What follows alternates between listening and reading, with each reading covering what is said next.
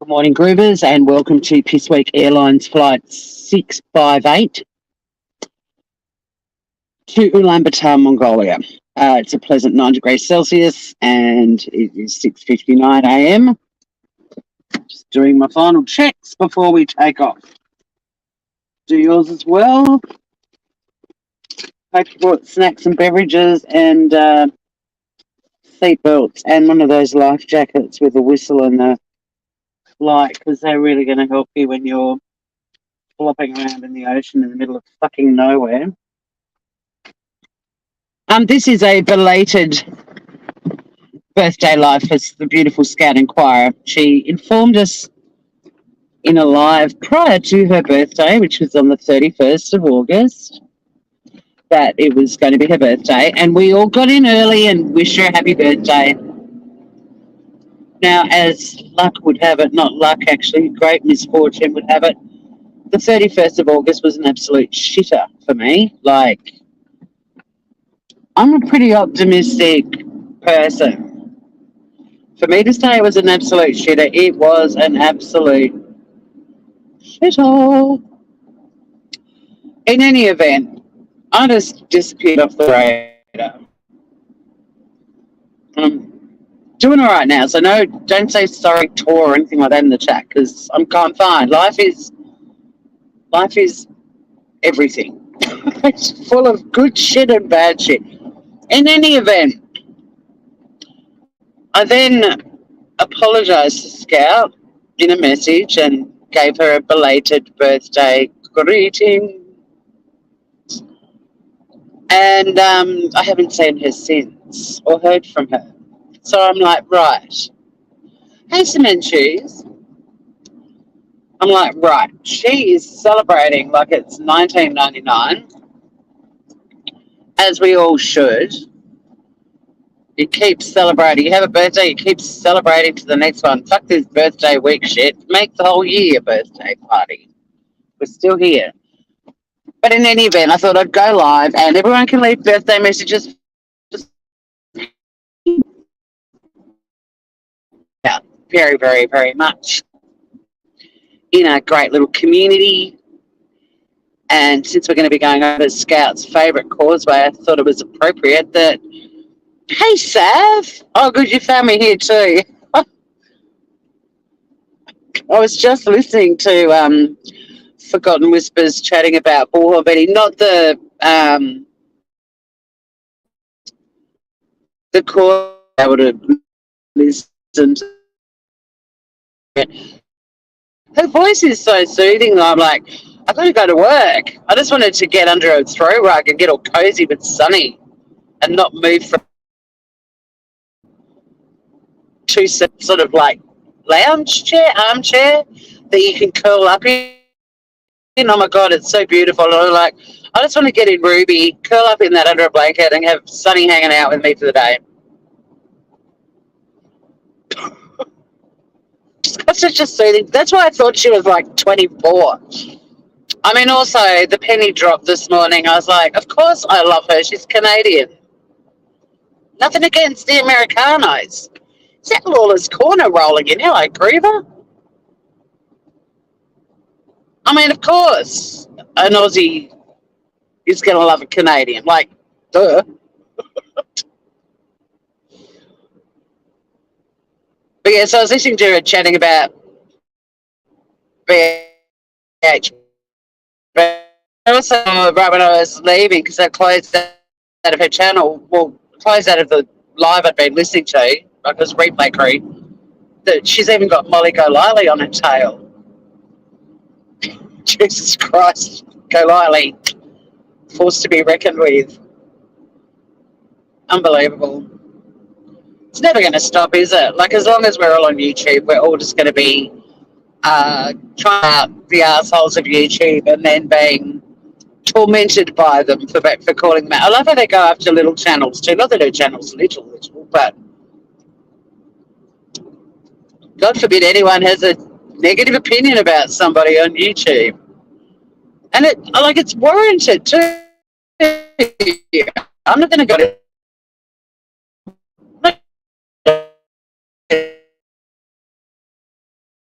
for the hell of it. So you guys can, if you're awesome, and I know you are. What did I say? If you're awesome, if you wanna, and I know you're awesome, so you probably will. Drop a birthday message for Scout, and I'm going to send her the link to this little live and say, we all love you. We hope you had a great birthday on the 31st, and we hope you're still partying your ass off, or hopefully she'll come in right when we're going over her favourite causeway, and we can all just like throw party emojis at her. Molly actually came in and threatened her. Oh yeah. See, now I'm over on Tasmania calling and I'm chatting Karama, but that's okay because this is actually about Scout. I just went live on this one because this one, I guess, the most appropriate one to be on for Scout.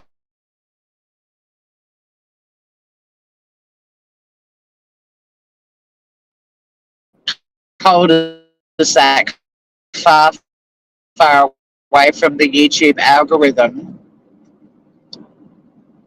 Once upon a strong, almost 2,000 strong channel and growing. She carked it. But yeah, leave lots of lovely messages for Scout because she's such a gorgeous, gorgeous, gorgeous friend. She's an excellent mod. She's an animal-loving diehard. She's open to experiencing other cultures and whether it be music or food. And she's just an all-round gorgeous human being. And she adores everyone in the community. She checks in on everyone and greets everyone, and she's so lovely to all the new people who find us. We love you, Scout.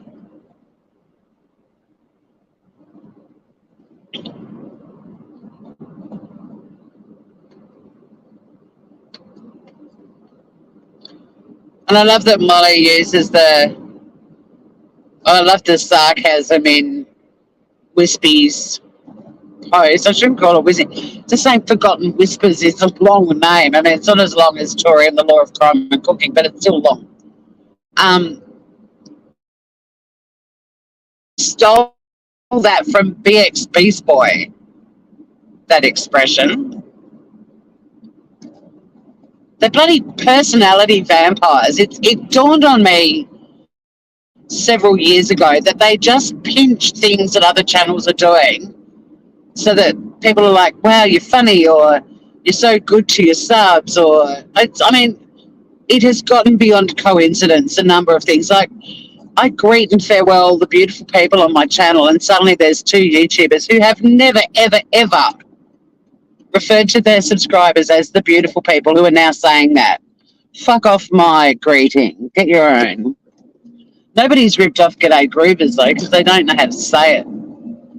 Unless they're an Aussie. Is that Mel Mac? Hello, beautiful. We're wishing Scout a happy birthday. It's belated, but in my opinion, once you get over 40, you fucking celebrate your birthday to the next one. Yeah, get your own fucking greeting, motherfuckers. Like, so can anyone tell me of a YouTube creator that they follow who has ever referred to their subs and greeted them with, here come the beautiful people, and by beautiful people? Like, I'm not saying it's the most unbelievably unique way to greet people or how to refer to the community, but who else fucking does it? Because I'm telling you now, if there's anyone else out there who does it, get your own fucking greeting. I mean, just in our community, there might be some, half-wasted hippie chick who talks about crystals who's like, and good morning to the beautiful people. You call me a fucking boomer, Lawler, I'm a fucking Gen X. Get off this flight. You're not coming to Mongolia. You can walk. Bit nippy here in Tasmania this morning. I'm down to a brisk 7 degrees. I'm putting on the heating in my vehicle. I had a brownout at home. It's just sort of like a power blackout, but not quite. So you still have like mellow lighting.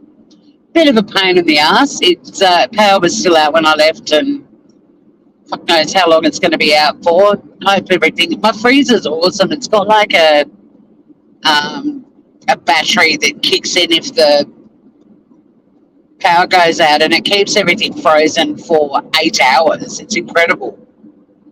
Bloody good fridge, but I paid for that fucking battery feature. But anything longer than that is like, oh my god, I have to eat a mountain of food in 24 hours. Yeah, Gen X rocks.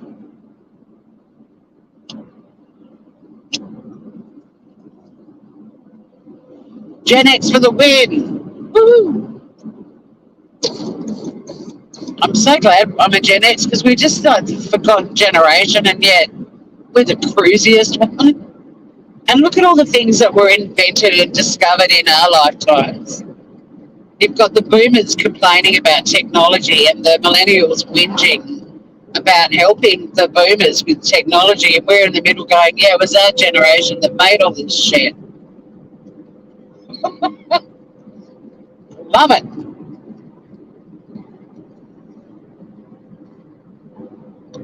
Lola, you're going to get kicked off this flight. Somebody, don't give him a parachute, just give him a life jacket with a bell. Oh, like, sorry, a whistle and a light, because when you're flopping around in the middle of the ocean in butt-fuck nowhere, a little tiny life jacket and a little bell and whistle, that's going to save you. One more boomer joke and you're off this flight. Lola, behave. Yeah, work, schmirk. I'm so in need of a holiday. I haven't had I'm in my third year where I work, and I have taken 3 annual leave days total. It is time. So I'm booking 2 weeks off in October, which, because I'm only part-time, I'm only going to be using 6 work days. Or, 6 annual leave days. And I'm going to have about 4 days at home, and then I'm pissing off to Adelaide for a week because I spent 20 years of my life there and I survived.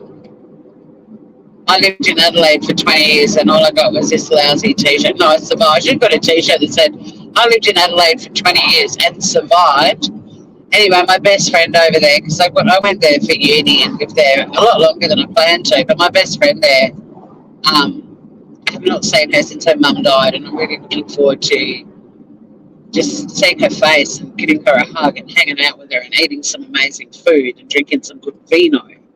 And then I come home and I've got about 4 or 5 days at the other end to just project manage the renovations in my house, the bathroom. So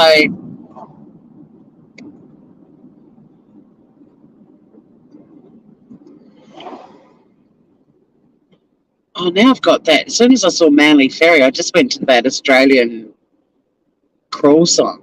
And the Manly Ferry cuts its way to Circular Quay.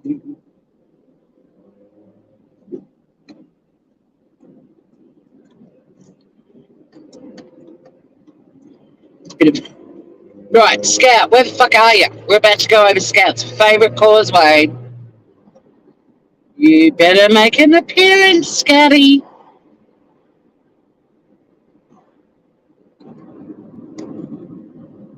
Aussie crawl.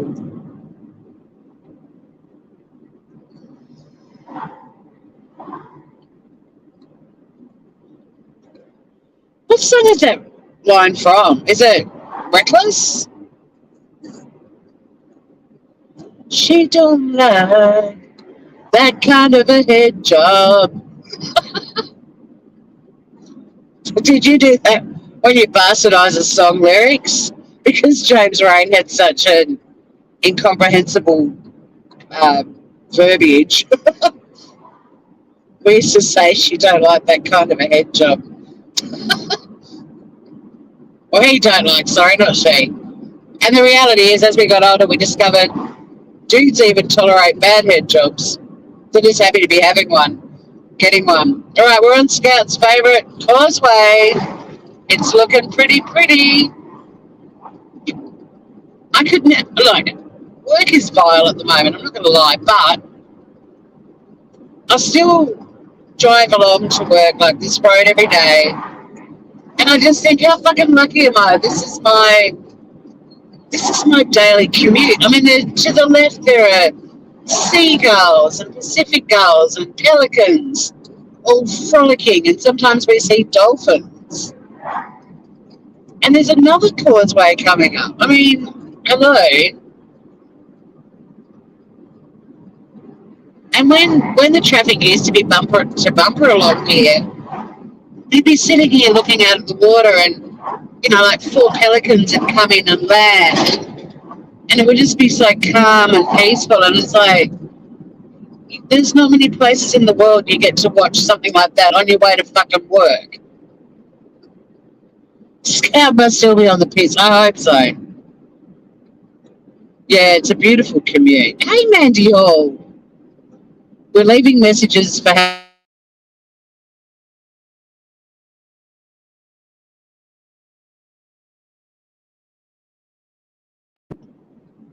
Oh, bit of buffering. I'm back.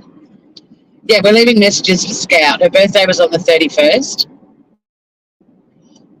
The 31st of August, I did live through it, but it was one of those days that it was just like, it was a day. Scout's still trying to get out of the Burning Man festival. I'd go to Burning Man with her, although I wouldn't go into the orgy tent with her, but I'd hang at Burning Man. Hey, did I see a headline that somebody died? Did they drown? I've tried to open. I get notifications on my phone for this news page, but if I don't click on the right part of the headline, it takes me back to the last time I opened that browser, and then I'm like, oh fuck this, I can't be bothered. Like, you've got to hit a drop down arrow, and then it opens up about 300 stories, and you've got to rifle through it to find it. But I'm fairly sure there was a headline yesterday about some dude dying at Burning Man. Oh, they don't know how, they're not saying. I mean, look, hopefully it wasn't anything too horrible, but we're on the second causeway.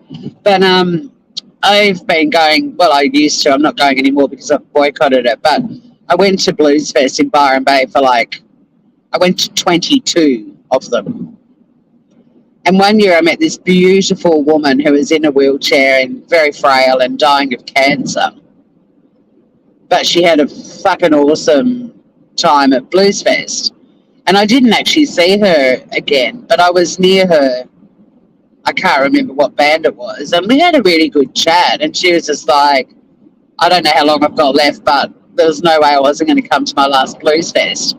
Anyway, I happened to go up the next year because I did miss a couple of years, but I went up the next year, and this year my sister was with me.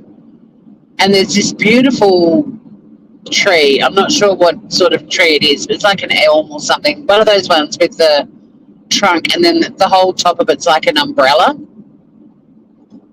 And there was a poster and some flowers on it, and it was her. Her name was Jane, and she'd actually died during a performance the next day. And there was this gorgeous little sort of memorial for her with lots of photos and stuff, but also about her and her life and everything else. And I just thought, fucking good on her. She would have been having the best time. And then her little heart just stopped beating and she gone. And I was like, I'm kind of inspired by that.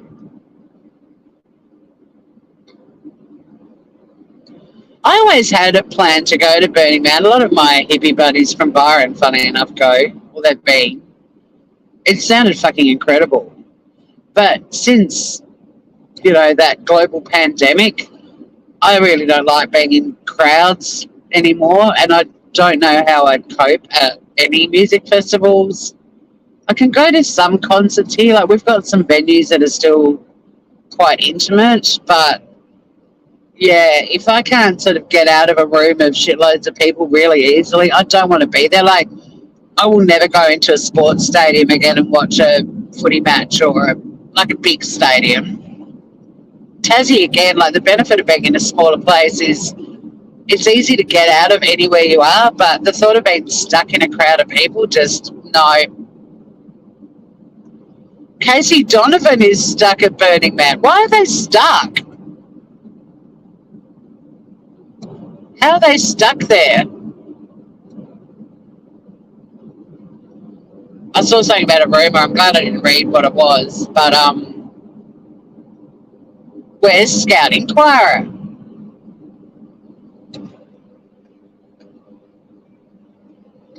Yeah, I mean, I think I missed my window of opportunity to do Burning Man back when it was amazing. But, like Blues Fest, Greed destroyed Blues Fest. And we used to have the Falls Festival here, and it was such a good, like, Falls was also in Victoria, and I think they ended up doing a Falls in near Byron, weirdly. But the Falls site here was so well run, and it was a really, like, it was actually family friendly. They had like a campground for people with kids, and the one in Victoria was just like Pinger Central. It was the one where you went if you just wanted to get absolutely fucked off your head for 4 days, 5 days. But Falls here was so good. But I wouldn't even do Falls now down here.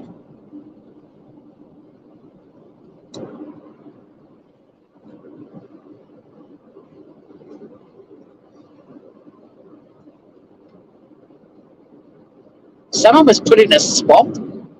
What the fuck? Well, I mean, most of Byron Bay is a swamp, if that's what you're talking about.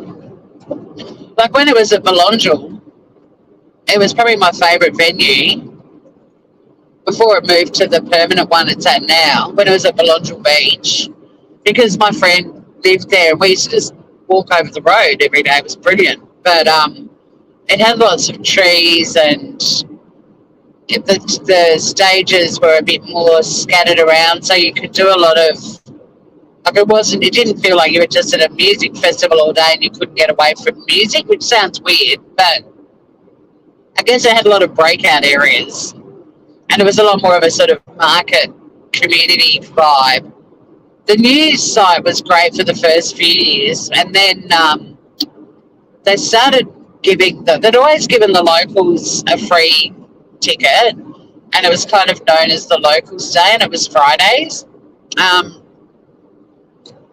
which is great because down here, Falls Festival used to give me, all of the people down where I live, we all used to get a day pass as well because of all the traffic, like down where, because it's beyond where I live, and it was really hard to get in and out of where we live, so we were given tickets as compensation. But where Blues Fest fucked up is they started booking acts that were attracting the younger Byron Bay kids. And one year, Kendrick Lamar played there, and the kids were all bored sitting in the traffic because it's at a standstill for ages. They just started getting out of their cars and leaving them in the middle of the road, and all the stall holders couldn't get home. Like, we got back to my friend Christina's place at 4 a.m. She had a stall there for years. And these kids just didn't give a fuck.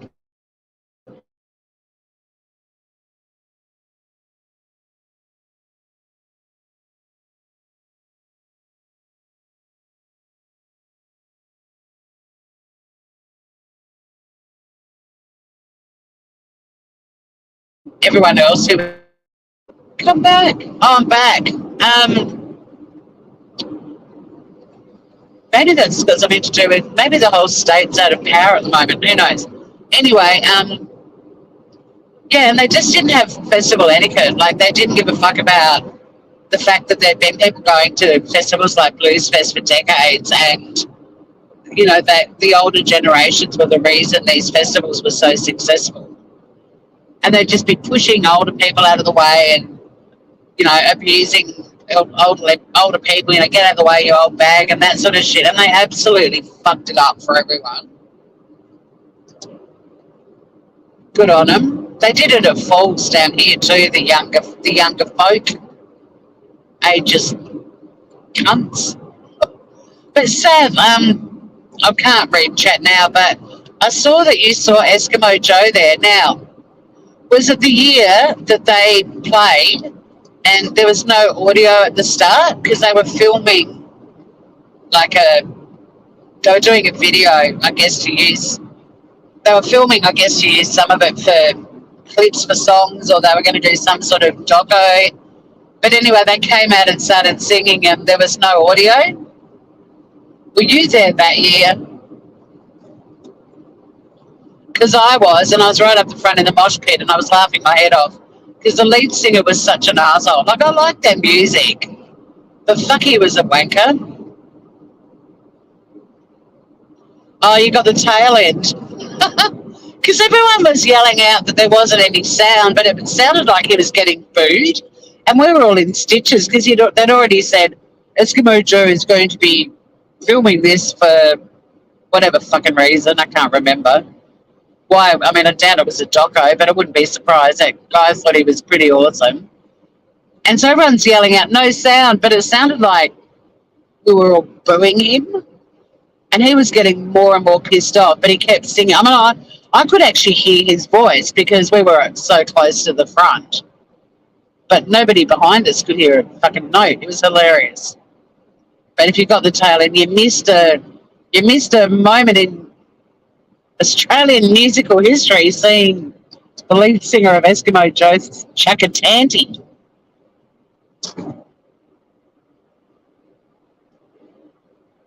Hi, my girl Waffles. All right, I'm focusing on the traffic. We've got big truck ahead and the bridge coming up. It's only going to be 16 today, which is not bad, but I have so many clients, like face-to-face clients today. I definitely have to put makeup on when I get to I didn't have any on yesterday. I didn't give a fuck, but today I'm like, no, make an effort to all. Even though we often wear jeans and blunnies and stuff to work because we're workers, lawyers. I'm not in jeans and blunnies today, but I still make an effort with my face even when I am.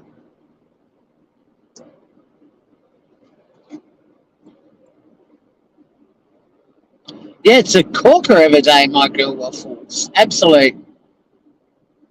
Black fingernails, red wine. I mean, here's a classic reason why Eskimo Joe was sucked. And like I said, I really like their music. Like, I can separate the music from the personalities. I can appreciate a good song. I'm all about music. You do a song I like, and I don't care whether I like you or not. If I like the song, I like the song. But for those of you not in the know, Eskimo Joe is an Aussie band from Western Australia. And they were a really good, popular commercial band. And they were actually good live. But the lead singer had the ego of Donald Trump. Like, it was way bigger than it should have been. And I mean, you'd see interviews of him, and I'm always interested to see interviews to sort of go, look, he appears to be a bit of a cockhead, but is he? And I like being surprised. Like, I thought Russell Crowe was a wanker, and then I got to interview him, and I adore the man. He's awesome. But Eskimo Joe. So anyway, they had a lot of really. I was working in commercial radio at a time when Eskimo Joe were huge, but they wrote one of the greatest lyrics, and I'm using that as sarcastically as I can ever. They wrote a song called Sarah, and the first line of the song was, Sarah, won't you tell me your name? Uh, yeah, fuckface, you just used my name. It's fucking Sarah. Sarah, won't you tell me your name? You fucking know it. In fact, your song is my name as well. The name of the song, Sarah, that's also, huh? What? What a dumb lyric. First time I heard that, I was like, it's fucking Sarah. Sarah, won't you tell me your name? Um, sure, it's Gary. What the fuck?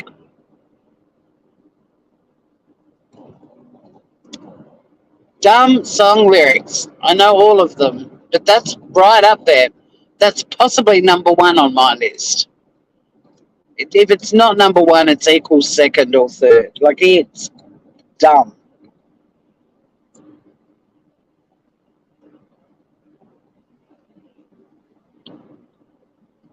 Kind of catchy song, but, bit troubled by the first line of it.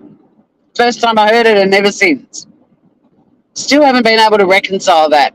And if I'd had the displeasure, maybe, of interviewing that guy, I would have been like, what the fuck is the first line of Sarah about? Because everyone listening to that song knows her name is Sarah, except for you fuckwit. And you still called the song Sarah. Like, did somebody who knows her name is Sarah name the song for you? You stupid man. What a cockwomble. Look at what goes through my mind on the way to work. This is why I go live. I give you insight to the mind of Tori in the morning. It scares the fuck out of me. And yet here we are. Where's Scout Inquirer? Happy birthday to you. Happy birthday to you. Happy birthday, Scout Inquirer. Happy birthday to you. Egos do. But mind you, like, I respect some arrogance. Like, there are some people that come across as a tiny bit arrogant, but they have every reason to be arrogant. And if they're clever in the way they deliver it, I can't think of an example. Oh, I can actually. I'm watching The Traders. I love shitty reality shows, although I actually think The Traders concept is really good. But Australia cast the biggest bunch of idiots imaginable. It's basically been a season of a mountain of idiots and one sociopath who has just been like so close to having his head on the chopping block night after night, and he manages to flip suspicion onto somebody else with one sentence, and all the faithfuls who've all got like a combined brain cell, suddenly they're like all zoning in on him to get rid of him. His name is Sam. And with one cheeky little question, they turn and chuck out another faithful. It's amazing. And I'm loving watching it because he's done so well. But it is basically a room full of idiots and one sociopath. But he's having fun because he's been so good at what he's doing. And it's really funny because on Twitter, everyone's, or X or whatever it's called now, everyone's like, oh, I can't stand him. This is why misogyny is still rife in Australia. Like, everyone's getting so deep with it. And he's loving it because he's just, oh, look, this car has a message on the back of it. Build your dreams. Okay, sure. Philosophical car. I know, Gloria. I mean, it was genius, right? Sam is so fucking good. But on the formerly known as Tweeters X, everyone's losing their minds about how vile he is. And I'm just like, he's a young kid who's kicking ass on a show. I mean, it's called The Traders. He's a fucking trader. And he's playing the trader role so well. so well. We don't know this kid's personality off this show. Like, he's fucking hamming it up. He's been cocky. I find him great to watch. The season would have sucked if they'd worked out he was a traitor at the start. He's been ballsy. He got rid of another traitor in the second episode. Like, all the people watching it are like, oh, he's so arrogant, he's horrible. And it's like, you're watching a show called The Traitors, like, and they're the minority. Side with the traitors when you watch that show. There's been one season from overseas where the traitors didn't win it, and I was gutted. Like, I want the traitors to win. You've got to be a really good player to win it as a traitor. But yeah, Gloria, we need to be looking at the people we're not looking at. And Sam's like, well, that's an interesting comment, Gloria, because it's making me look at you. And the next thing you know, they're all ready to crucify Gloria, and boom. But I think he's right. He's kind of screwed now, because I can't believe they didn't let them do one more murder, because if they had, he would have won it for sure. I think he might go. It sucks. But oh my God, out of all the traitors that I've watched, the US season, the English season, and the first Australian season, now this one, he has been the best traitor I have watched.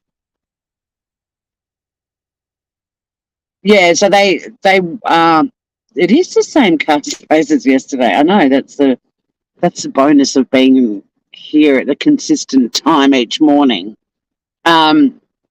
Yeah, so how it works, my girl Waffles, is across the season they do all of these tasks and accumulate the prize pool, and they end up around a fire pot, and they're all given little pellets that when they throw them into the fire, if the fire goes green, they basically feel like they've gotten rid of all the traitors, and if it goes red, it means they want to do another vote to kick someone out. And it keeps happening until everyone throws a green pellet into the fire. And if there are any traitors left, they get all the money.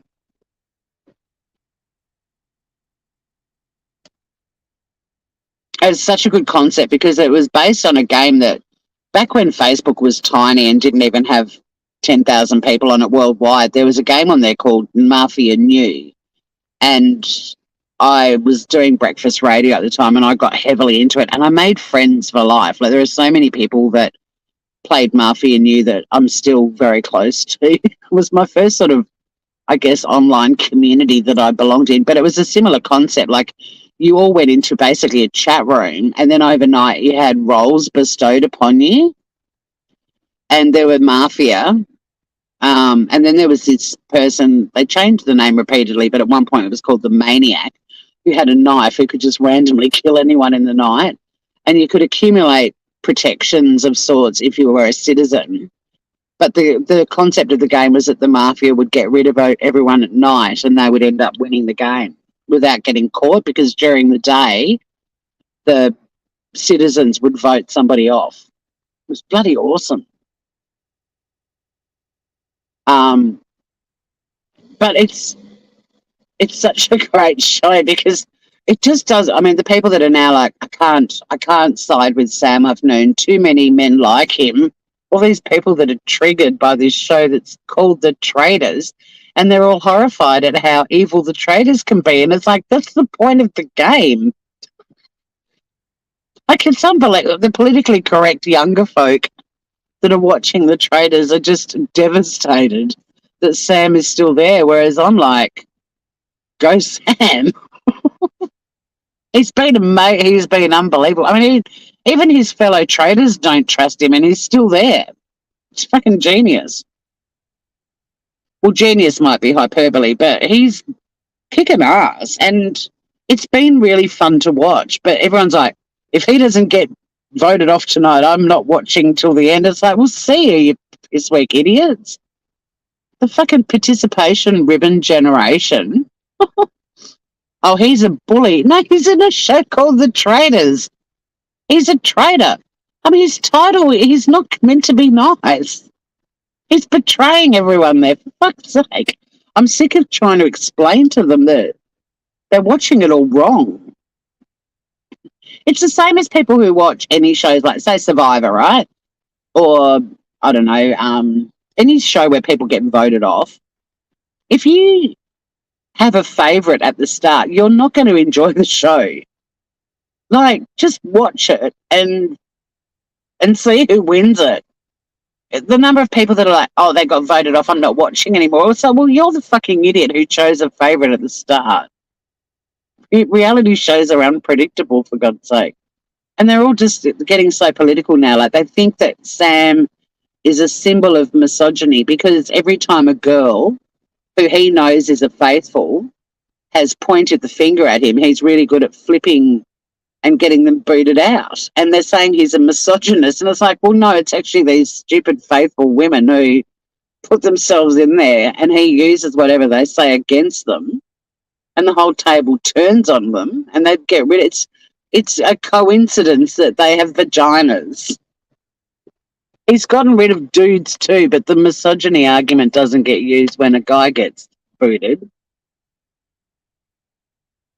Perfectly said, Kylie. He's not there to fuck spiders.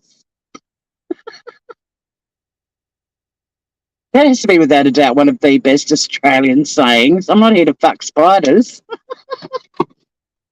You say it to someone from overseas and they're like, oh, well, I hope you're not. Why would you want to fuck a spider? Don't, you fuckwit. Oh, my God. Literal people.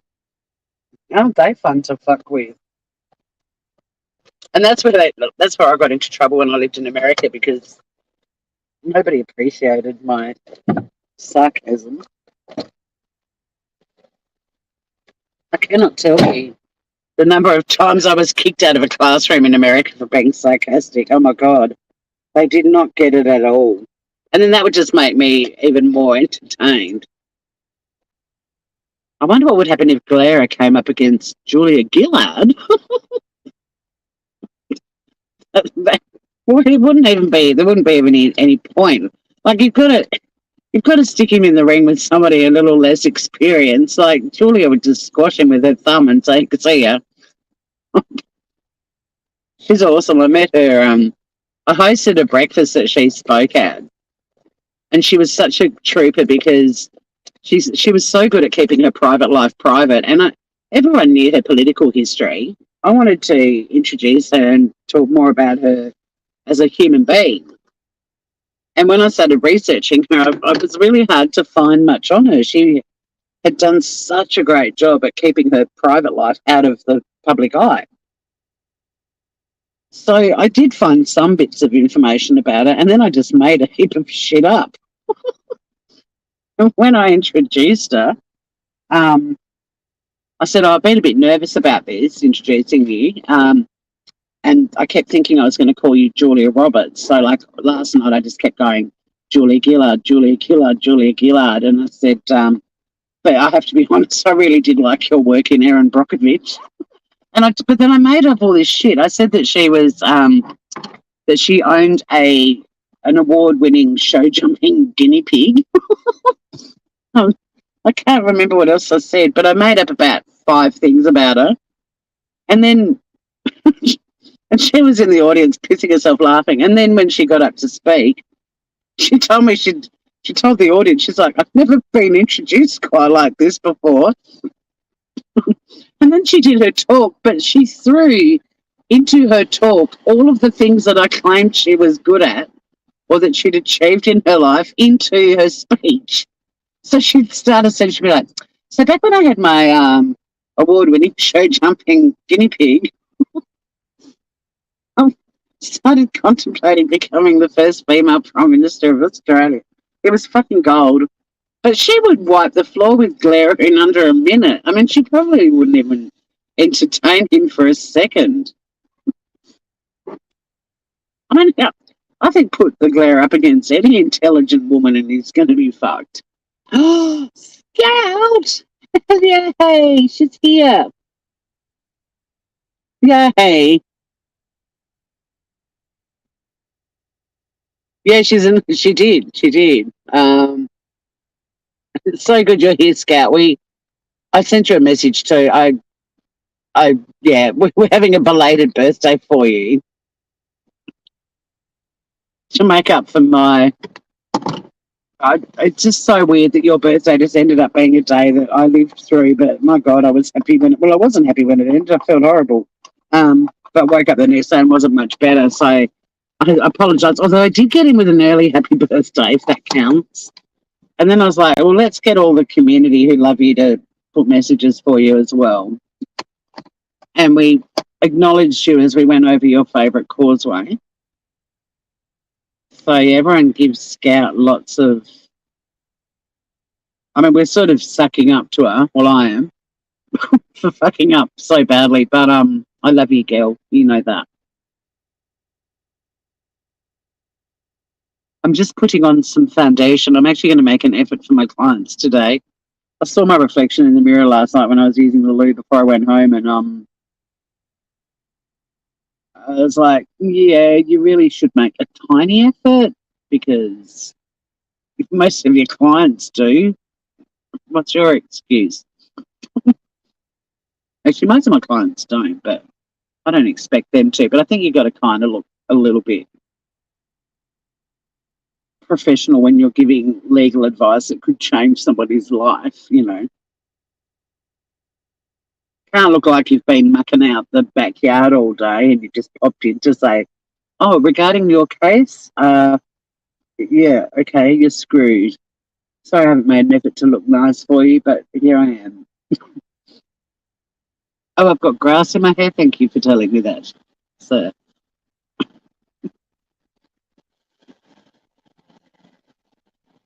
I'm gonna put some.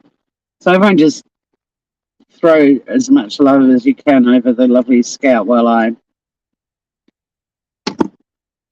do a quick makeup application. It's really weird because like I use a really light mineral based foundation. Like it's not like a mask makeup.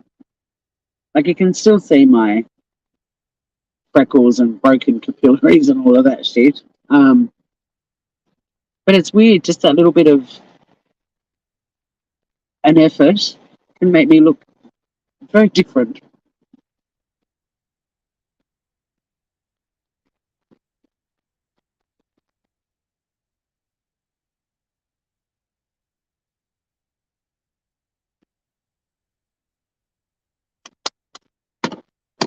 I wonder if the power is back on at my house.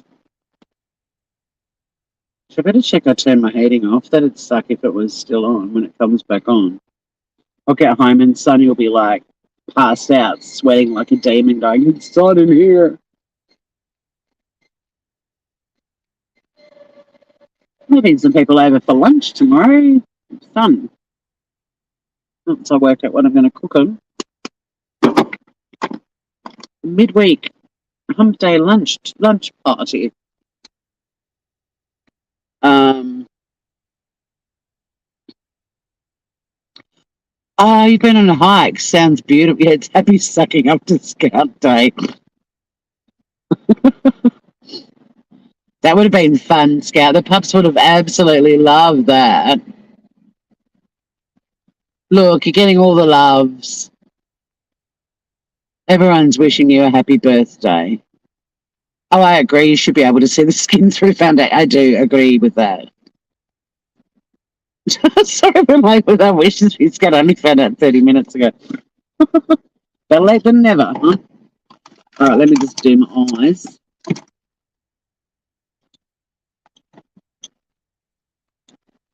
Actually, I'll put a tiny bit of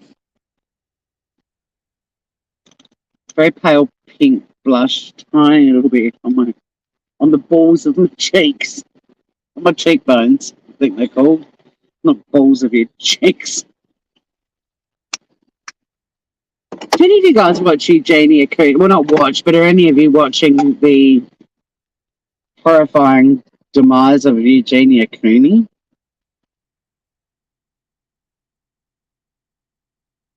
I've never been motivated to do a live about it, but it's getting to the point where I'm like,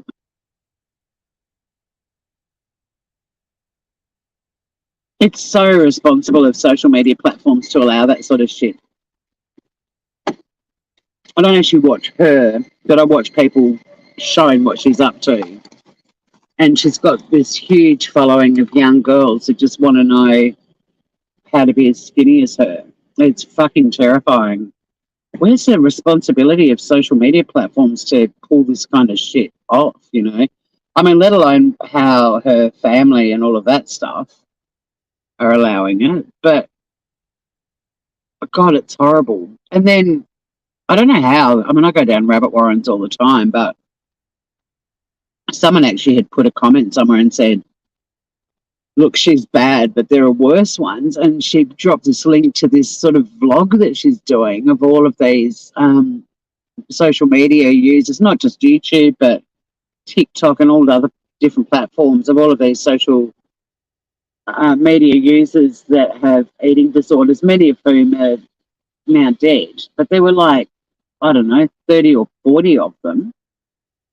And many of them were way more emaciated than she is. Like if you put her, the way she looks now next to them, she actually looks like the healthy one. It's fucking terrifying.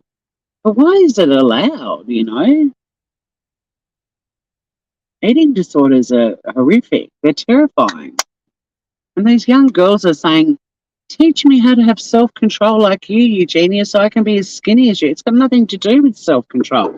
In fact, it's all about a complete lack of control. But yeah, it bugs me. And I don't know, I mean, I can't do anything about it or stop it because there are plenty of people that have tried for years. But it's just horrifying. You feeling the love? Awesome, Scout. It's horrifying. Oh, I agree with you on that one, Sav. That's why I've been covering that on. We just did part 7 on my Tory and the Law of Crime and Cooking channel. And whatever the name of the part 7 one was, I actually was going to call it, and I'm going to name my next one. I actually hope Erin Patterson is innocent because I want to see all of these assholes apologise. I know they won't. But when channels like Grizzly True Crime and Stephanie Harlow have also thrown her under the bus and they've basically got her convicted now, and they're such big channels with such big followings and considered reputable true crimers, we've got a massive problem, guys.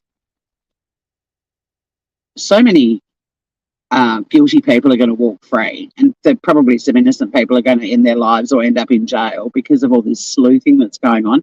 But the Australian media, the reputable, like Media Watch, Paul Barry, he was very brutal about Liz Hayes's sleuthing show. It's good that there is some outlet. And Sky News, actually, weirdly, during the Depp and Heard, they were really good at calling out shit as well. Believe it or not.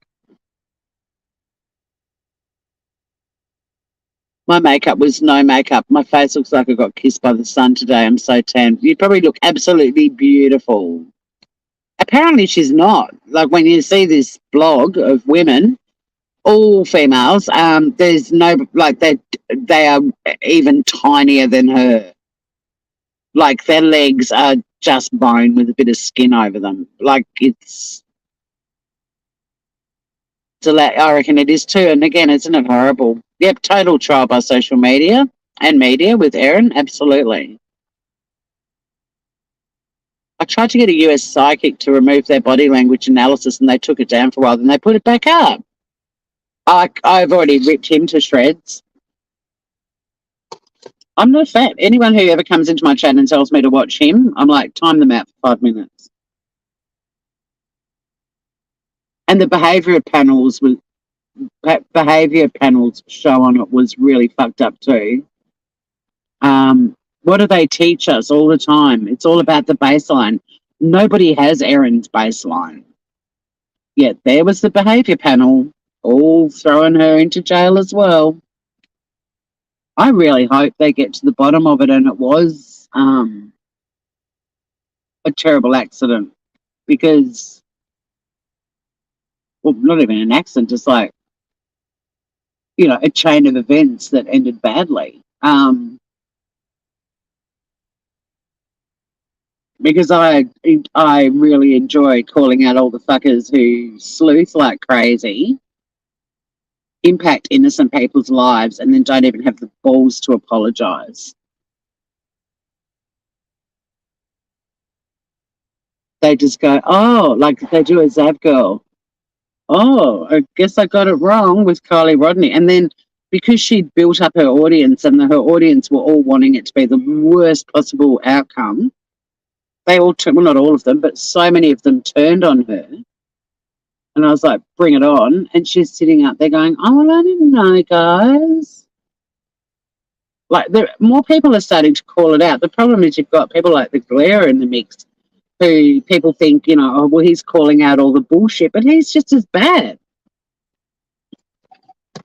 Glass houses, you know. You can't just suddenly become this whole, this is what we do on my channel. We call out victims. Oh, sorry, we call out tragedy pimps. Well, you've been one yourself, mate. And everyone always refers to the Sophie Long stuff, which is a good example. But Truthy Magoo is the best example of him being a tragedy pimp, in my opinion. But then everyone seems to have a different definition of that now too.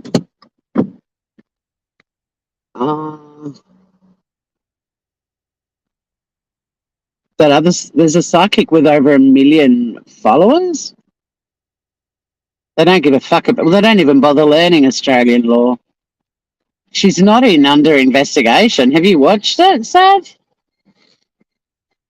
I mean, I have no issues with her as a human being, but that show, Paul Barry rips it to shreds.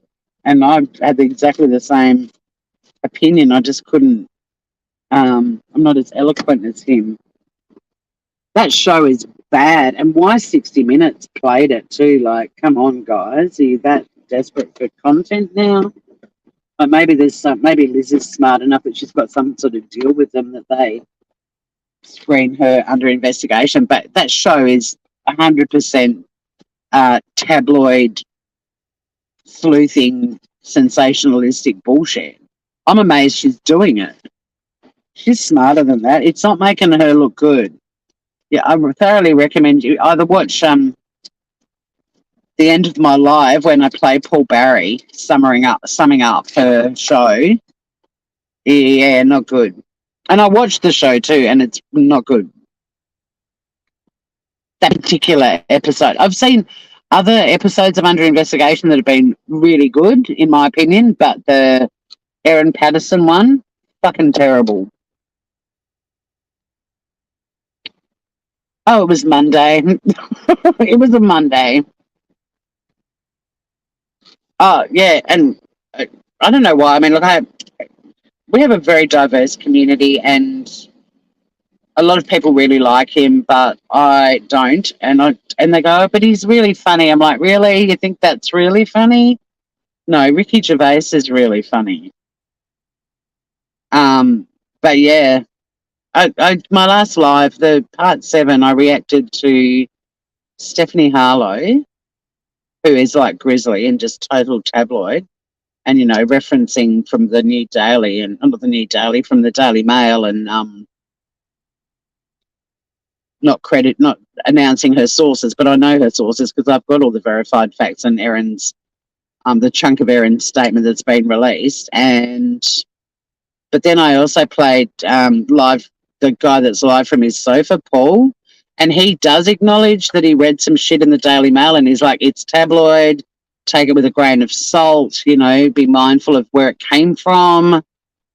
Much more responsible and did a much better job. And then we ended with Media Watch ripping Liz's show to shreds. It was a good live. You unsubbed? Yeah. And yeah, well, I mean, one of the things I talked about because I love going through comments under videos like that and ripping them to shreds, and I like ripping people in chat to shreds too. Because it's not just the creators, it's the subscribers that buy into this shit and spread it everywhere as just as bad. But so many Americans were like, and they did it with Kylie Rodney too. You know, if she was my daughter, I wouldn't have let her go to a party anyway. But they were criticising Erin for being a negligent mother for letting her kids go to the movies on their own. And some of them were even saying that CPS needed to be called. And it's like, they live in a rural Australian country town. I mean, even kids in Hobart go to the movies on their own. They don't have to be accompanied by an adult. But again, this whole thing with following crime is the first thing you got to do is put yourself in someone else's shoes. And it's got to be the shoes of the people you're fucking talking about. Well, I wouldn't have let my kids go to the movies on their own. Well, you don't bloody live in Lee and Gaffer where you do let your kids go to the fucking movies on their own. They're not 2 and 1. Oh, it's a bit suspicious. How convenient the kids were sent to the movies. You reckon? Like, I loved my grandmothers and grandfathers to death, and we spent a lot of time with them. But if Mum had said to us, I've got the grandparents coming around for lunch tomorrow, do you want to be here or would you like to go to the movies? Guess what I would have said? The movies, thanks. I will just make sure you're here when they arrive and you say hello to them and then you can tootle off, kids. Thanks, Mum. And off, mind you, my mum was more of a you're having lunch with them kind of person. But if the option of going to the movies was offered to us, love you, Grandma and Grandpa, but I want to go and see Star Wars. See ya. We'll catch up soon. Nothing dodgy about that. But they were saying CPS needs to investigate Erin. What the fuck?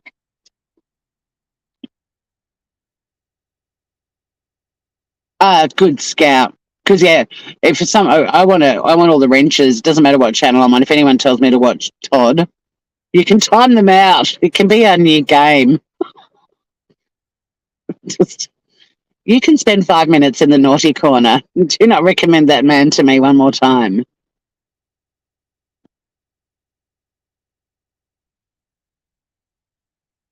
Yeah, we do, but every country acts differently too. You know, like if you're watching an American crime case, you've got to remind yourself of what American culture's like. Gee, New York City is one of my, well, it's probably, is it my favorite city in the world? It's definitely in my top 3. It's not a good show. Well, some episodes, like I said, I have enjoyed, but the Erin Patterson one, ooh, no. And it was just stupid for them to do it because there's not that much information. So you have to be sleuth-like. I mean, Liz, bless her, one of her lines in the episode was, it's just the last thing you would expect that you'd go to lunch one day and end up dead. Well, yeah, duh. Like it's all filler because they don't have a lot of information. And the only good thing about it, in my opinion, when I watch it, is there's a clinical psychologist, a female one, who basically watches the whole thing as Erin is innocent. And when they're talking about the interview in the driveway and how dodgy it is and everything, she's just like, actually, it's not. You know, like this quiet middle-aged woman who lives, you know, in this little tiny country town suddenly has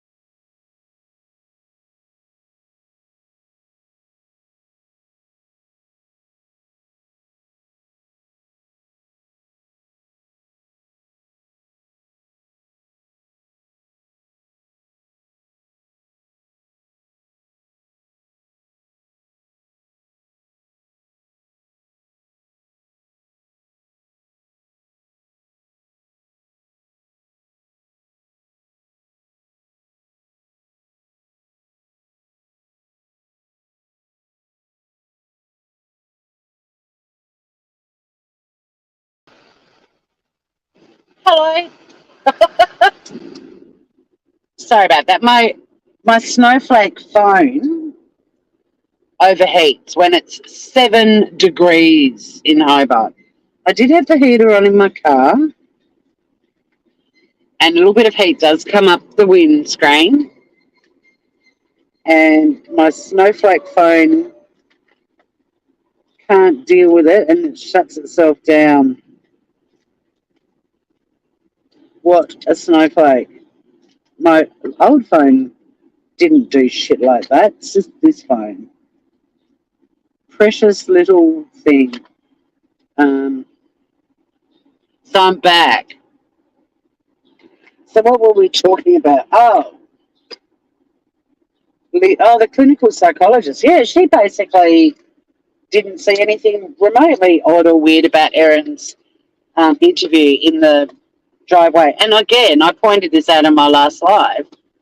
So many people are saying, look at her wiping her eyes and then looking at her fingers to see if there's any tears. Play the footage. I do. I play it over and over and over again. She's wiping her eyelids, not under her eyes.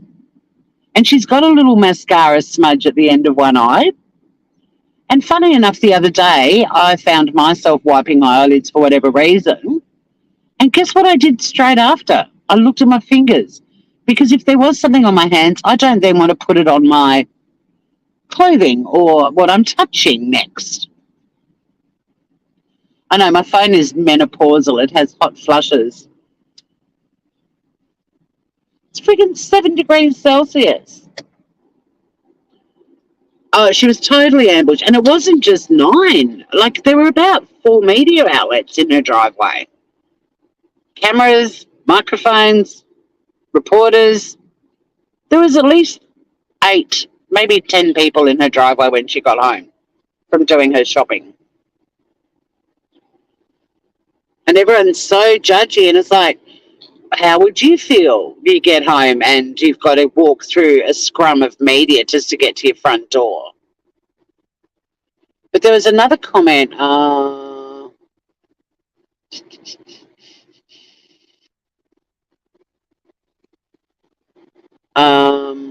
See you, Carly. Hope she has a cracker of a day. Yeah, Ricky Gervais rocks my world too. People don't people get the reason why media outlets turn off comments on things? Under investigation. Seriously, they turn them off to avoid defamatory comments. Yeah, and also nobody can be bothered reading them all and moderating it. Bad enough on the tiny channel, some of the comments you get, it's like, oh, yeah, I love Media Watch too. Yeah, they've already got Erin guilty. And everything I do on my crime channel is the presumption of innocence drives everything that we do. And it's so easy when you approach every story that way to give explanations for everything that people think is suspicious. But most people want the gloomiest, nastiest outcome. I mean, people wanted Kylie Rodney to have been murdered, not to have drowned in a terrifying accident because she turned the wrong way in a car. The masses on YouTube were hoping it was murder and they wanted to prove it was. They were determined to. Like, it's vile to me. And I'm very conservative, like, in terms of this sort of stuff. Maybe it's the lawyer in me, but the presumption of innocence. Now, don't get me wrong. If anyone turns out to be the offender and they end up being convicted, we go to town on them. But until then, they are innocent. They can't. So many people on here don't have an ounce of empathy. Monday morning quarterbacks and keyboard warriors. Love it. Yeah, read the whole book instead of judging just by beautifully said.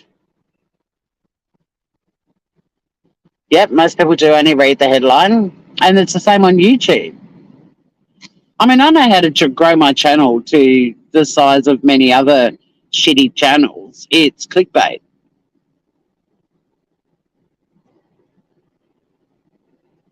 Well, I compare what's happening to Erin to Lindy Chamberlain, weirdly. Trial by media. I mean, there was also an absolutely diabolical police investigation with Azaria Chamberlain, but yeah, we haven't learned a fucking thing. I did prematurely evacuate, not by choice. My phone booted me out. Um,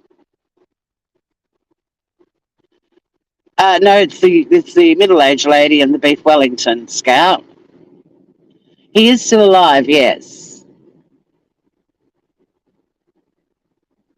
Oh, I know, it was hideous.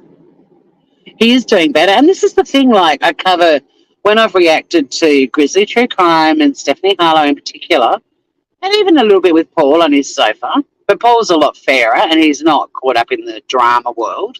He's really entertaining too. I really like him.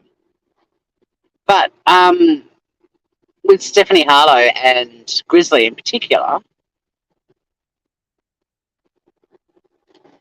so many things that are in Erin's statement can be really easily verified. And again, if you go with the presumption of innocence, like Ian has survived this and is going to be able to, and probably already has been, questioned by police and give them answers. Erin refers to her kids in her statement, her ex-husband. Like, the cops are going to talk to them. They're going to verify all of this. Very easy to verify if the kids went to the cinema or not. Very easy to verify whether they were eating beef Wellington as leftovers later on. There's so many, like all the hospital stuff, easy to verify. Yeah, well, you'd be surprised, Sav, but Stephanie Harlow's just as bad. Well, actually, no. Grizzly's worse because Grizzly did all the eye rolling and Grizzly had Erin locked up right from the beginning. But Stephanie refers to numerous tabloid publications, doesn't quote any of her sources. And because I've kept a very detailed account of all the things that are verified facts, and just the amount of bullshit she feeds her subs, and guess what? They're all in the comments and in her chat, all ready to lock Erin up and throw away the key as well. Because these people, they believe these creators. They see these creators as credible sources of information. Oh my God. Happy Cubed is here. Hello. Happy Cubed. If you were cheese, you'd already have fucking mold. Today's your day to celebrate another effing year. So have your sex and cash your checks and drink some effing beer. So happy birthday, fucker. Please don't get pissed off because instead of presents, I'm just sending you this shitty song.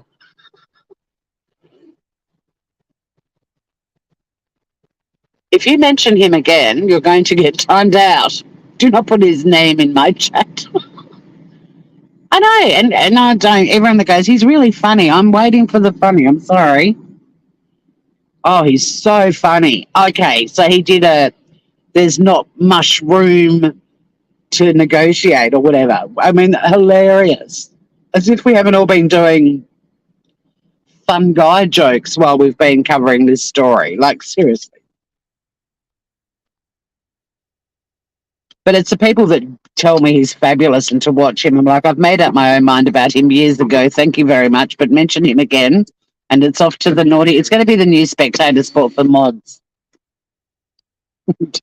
Consider yourselves warned.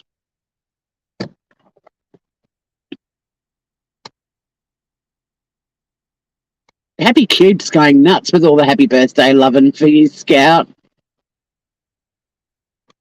We do, because the behaviour panel can be quite good to watch as long as they talk about the baseline, show somebody's baseline, and then react to whatever's going on. But with Erin, we don't have anything to look at to see what her baseline is. And I'm sorry, but just looking at her, she's just your typical little middle-aged chick living in the country, probably has a pretty simple life, religious. Like, what do people think her baseline is? She doesn't look like she's, the life of the party. I mean, don't get me wrong, she could be, but we don't know. but she doesn't strike me as, out there. She sort of, to me, how she behaves in the driveway is exactly what she looks like. In fucking shock, devastated, and she's dealing with a mountain of media outside her house. And I'm sorry, but all the American creators who continue to say she refused to answer their questions, why does she have to answer the media? Why does she have to answer their questions? How? Like, I'm sorry, but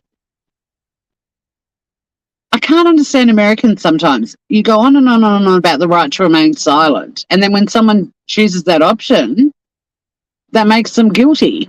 Well, which one is it?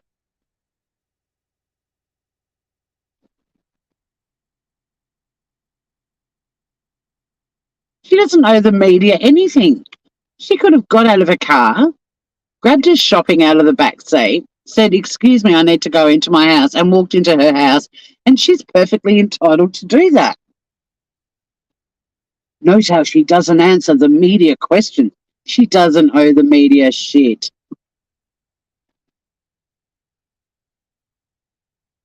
And you're damned if you do, and you're damned if you don't. If you do say something, every single word that comes out of your mouth gets overanalyzed and ripped to shreds. And if you don't say anything, you get criticised for not answering the media's questions. She literally lost 3 incredibly prolific people in her life. One of them only 48 hours ago, and the others the day prior. And they ate the meal at her home. And she's suddenly got all these bloody media people. I mean, I've talked about how when I did breakfast radio, we'd go out in the street and do vox pops. Just putting a microphone in people's faces, they freaked out. We didn't have a camera. We just had a mic, and they couldn't deal with it.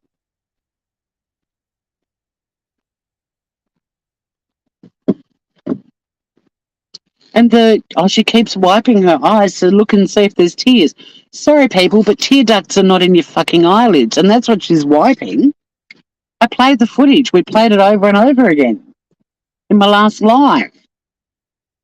But like I said, if it turns out she'd done it, let's go to town on her. But until then, she is innocent until proven guilty. So good to see you, Happy Cubed. Oh, you've made Scout's Day too. It's a beautiful birthday song. I'm going to go back and watch chat and save that for future usage. I loved it. There's a lot of things they need to do, but they won't. And the problem is they've got mountains of subs who lap this shit up too, and they learn very quickly. My subs like me being a tabloid. Let's go. Yeah, exactly. Most people would. Most people think watching a 30 to 1 hour video on someone talking about body language and they think they are experts now. Speaking from experience, it's not as easy as it looks. It's also not held in overly high regard in courtrooms either. Absolutely. I agree. Happy Cubed. It is an attorney's job. She should have said no comment, but bless her. Oh, this is the Happy Cube. This is an Aussie mystery that has the country gripped and people around the world too. It's the story of a beef Wellington that was served up to some people for lunch on July the 29th by a woman called Erin Patterson. It was her former parents-in-law and then her former mother-in-law's sister and her husband, and 3 of them died.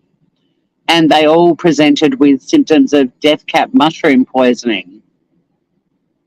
It's a fucking doozy. But look at my stuff on it. Don't go to Stephanie Harlow or Grizzly True Crime because they are tabloid YouTubers. No, they're not meat. And that's the other thing, I say that all the time too. Why does everyone expect people in this situation to be media trained and deliver? I mean, what is the perfect interview? You know, like Shane Carey was hung, drawn and quartered by the majority of people on YouTube. I watched his interview and didn't see anything suspicious in it at all. The Heidi Broussard story, a horrible story. That poor man ripped him to shreds. Had nothing to do with it. You haven't heard about it. You're probably the last person on the planet. It's a doozy. It's an absolute friggin' doozy, Happy Cube. YouTubers love thinking they're going to solve cases that are being investigated. And as I always say, why isn't the FBI approaching all of these YouTubers and offering them jobs if they're so good at sleuthing and investigating? I mean, let's just be honest. With all the shit you see on YouTube, just go to the most basic question. And if nobody can answer that, you know that you're onto something. You don't even have to be complicated or intelligent on YouTube. You just have to go, well, Zav girl, if you're such a great investigator, why aren't the FBI knocking down your door? Or any of you mofos, Bullhorn Betty, you name them, the Glare, all of them. Just, my God, there's this talent pool on YouTube, this undiscovered talent pool of people that can solve crimes. Let's recruit them all.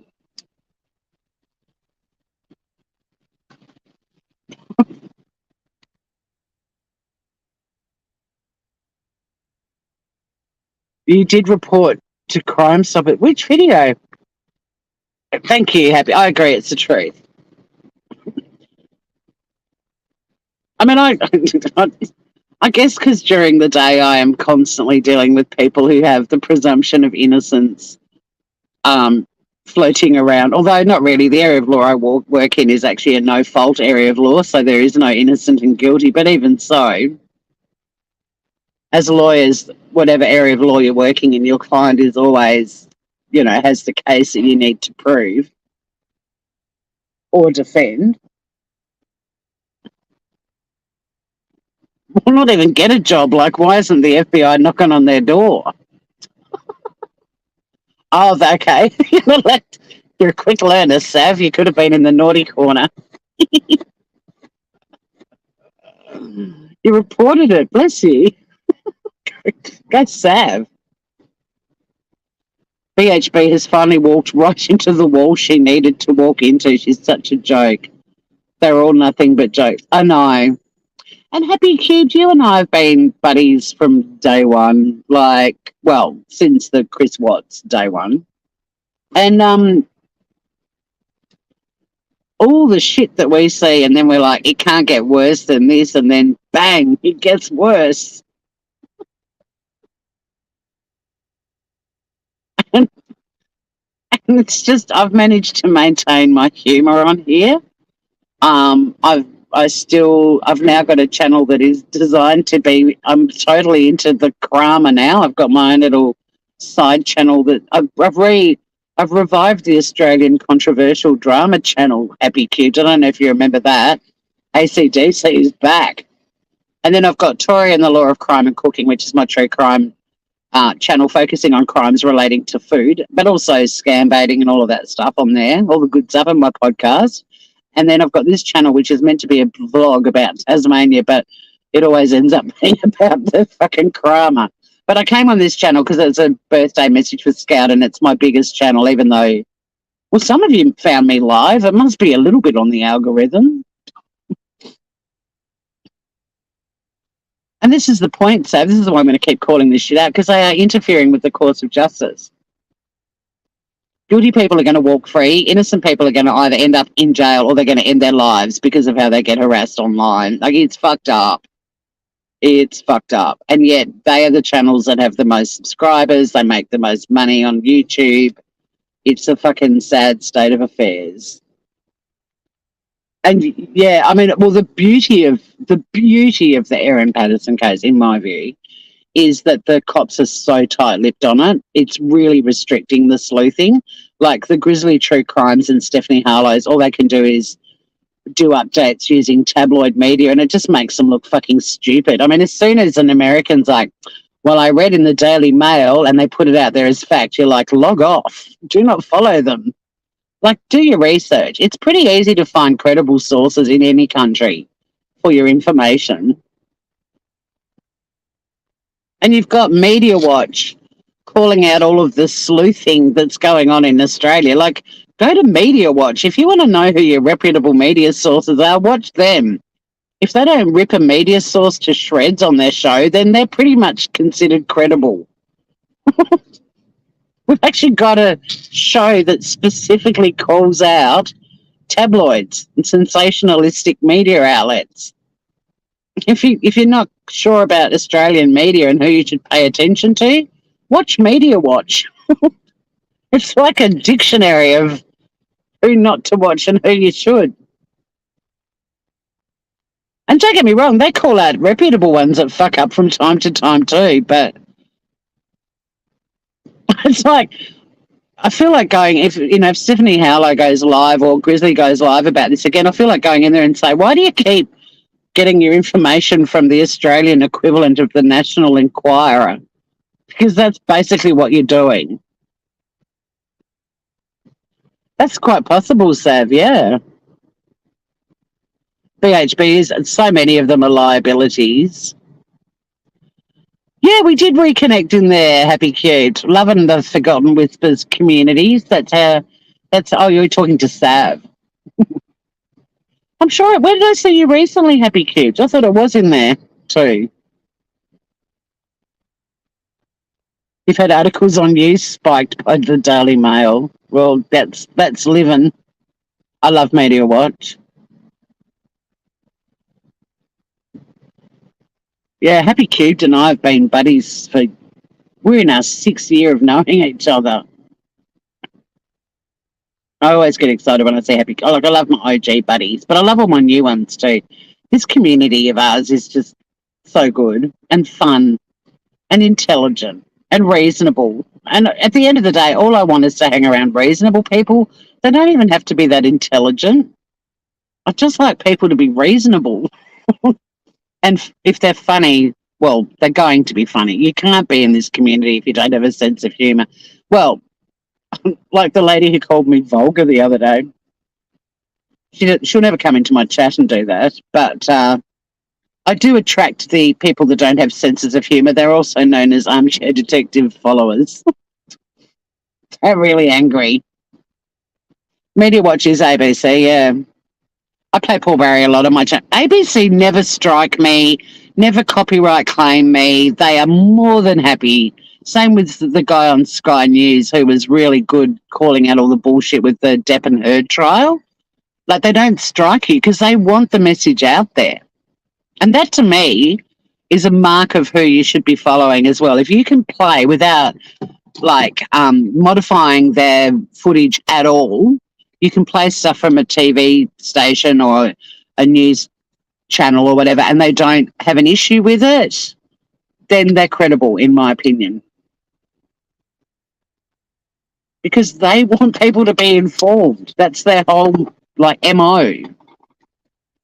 And the more, the merrier, the more people speaking out about this shit and showing their stuff to people, they want that. It is, but there's a guy, I can't remember his name, but there was a guy that was covering Depp and Heard who was so fucking good and calling out shit and doing, editorials that kind of went against what I thought Sky News was like, but he was great. Young guy, young blonde guy, he was awesome. I'll try and remember his name. But I've got to go to work, see. I've got people to help and shit to do. But thanks for hanging out with me, everybody. Yeah, but the guys that get to do the independent editorials, awesome. I don't watch Sky News very often. I just stumbled across this lad because of my coverage of Depp and Heard, and he was really good. Really good. Because most of Australian media took the Amber Heard angle, and it was refreshing to see somebody actually analysing the entire situation, which was fucked up, whether you were on Team Johnny or Team Amber. They were not a good combination. But I hope you all have a sensational day. Scout, I hope you've enjoyed getting some belated birthday messages. I love you, groovers. I will be live tomorrow night with Finn over on our Batshit channel at 8:30 p.m. Australian Eastern Standard Time. And I'm also getting a video ready for my first, or my next video, not my first, but the next thing that I do on Tori and the Law of Crime and Cooking. It involves fruit, and it's pretty fun. Well, it's not. It's pretty full on. But look after yourselves. Have a great day. And we love you, Scout. We love you very, very, very much. And love to Pepsi and Mila too. Bye, everybody. Oh, wait a minute. Bye, beautiful people.